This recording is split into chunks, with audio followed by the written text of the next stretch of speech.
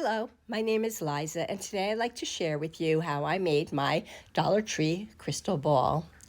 It was inspired by my bone broth decor piece that I made way back in 2019 when I saw that Dollar Tree carried water jewels. Unfortunately, they don't carry them anymore, but I did find them at Michael's.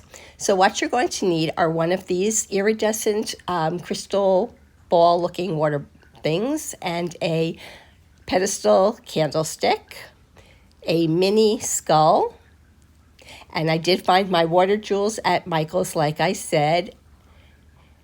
I also ordered from Temu a skull candy mold, silicone candy mold.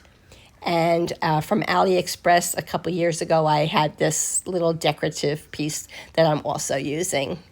Some Waverly chalk paint in black, and some Gorilla Glue, the clear kind, because you don't want to see the glue when you're done. You're going to need about 5 or 6 glue sticks and some rub and buff. I used silver, but of course you can also do gold or bronze or whatever color you like. The first thing I did was I hydrated some of the water jewels, and then I added them into the jar. And the idea behind this is once you add water to these water jewels, you won't see the jewels. It'll just be like clear. So then I took my skeleton head and I put it in the jar, and guess what? He was too light and he wouldn't stay in position. So I took my hot glue gun and I just melted a hole into the bottom, and then I filled it up, and it took about 4 glue sticks. And once it was solid, then I placed him inside the water globe, and once he was clear, I just kept positioning him until he stayed right where he was supposed to. And the key is just make sure it's completely filled to the very tippy top of the dish. Then it was time to work on our candlestick base.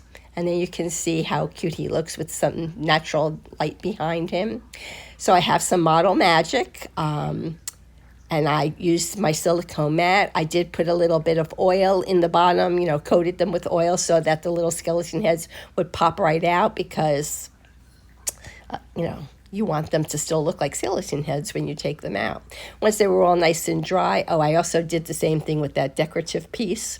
So that's also Model Magic with a little oil coating. Okay, then I took my black chalk paint and I painted all the skeleton heads. No need to paint the back. You won't see them anyway. And I also painted those decorative pieces.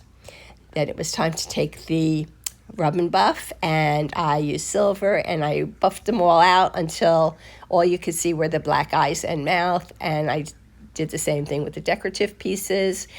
Then I took my globe and I laid it sideways on a big roll of duct tape so that it would be steady, and I started to glue my heads on. Now I took they're only glued to the black portion of the globe because you may need to open that up at one point and you don't want to glue it to the glass. So I went all the way around and they fit very well. And then I stood him on the candle stand, and then I positioned my decorative pieces to make it look a little bit more fancy. And there you can see my floating head. You can't tell that he's not hanging by a string or anything. And here he is with light behind it, so you can see how spooky it would look. And that's our project. Quarantino and I hope you enjoyed our project. If you did, please leave our video a thumbs up. If you aren't already subscribing, please consider doing so. And Quarantino and I will be back again soon with another project. Thanks for watching. Take care.